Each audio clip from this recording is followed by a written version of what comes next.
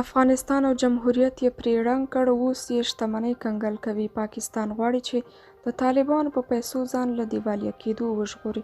دا چې څنګه نور معلومات هم دلته وګورئ او چینل هم سبسکرایب کړئ.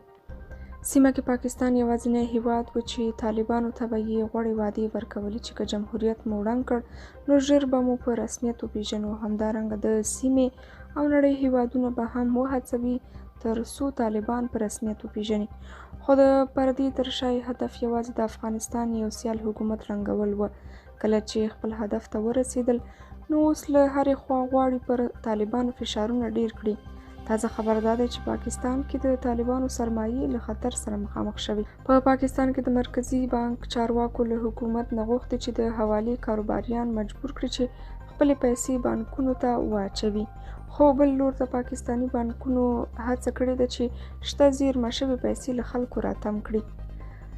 سټیټ بانک آف بانک له شهباز شریف او د خزانې له وزیر ښاغلي دار نه غوښتنه کړې چې دا نوی قانون امضا کړي. د نوي قانون له مخې به هر کس په اونۍ کې 20,000 پاکستاني کلدارې له بانک نه ایستلی شي. دا کار به د پاکستاني کلدارې د قدر ساتلو لپاره ښه وي، خو مالداره او هغه کسان به وځپي چې په پاکستاني بانکونو کې پیسې لري.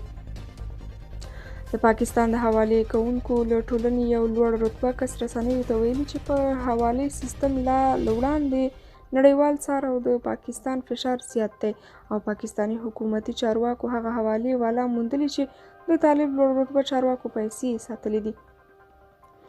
د بلوچستان ایالت په کوټه ښار کې یو حواله والا د نوم نه ښودلو په شرط ویلي چې د 80 طالب چارواکو نوم لړ د پاکستان د پیسو د څار ادارې ته ورکړل شوی چې سرمایې یې کنګل او خپل اقتصاد پې پیاوړی کړي. پاکستان په خپلو بانکونو کې د سیستم د چلو پیسې نه لري او هڅه کوي چې افغان طالبان او افغان تجاران په نښه کړي. سرچینې وایي د بهرنیو چارو وزیر په ګډون د یو شمېر مهم طالب چارواکو کاروبار او سرمایې پاکستان کې شتون لري او پاکستان د طالبانو د پخواني مشر ملا منصور جایدادونه او پیسې هم کنګل کړي دي. درنو کتونکو، تاسو خپل نظر را سره په کمنټ کې ولیکئ او د نورو معلوماتو لپاره چینل هم سبسکرایب کړئ.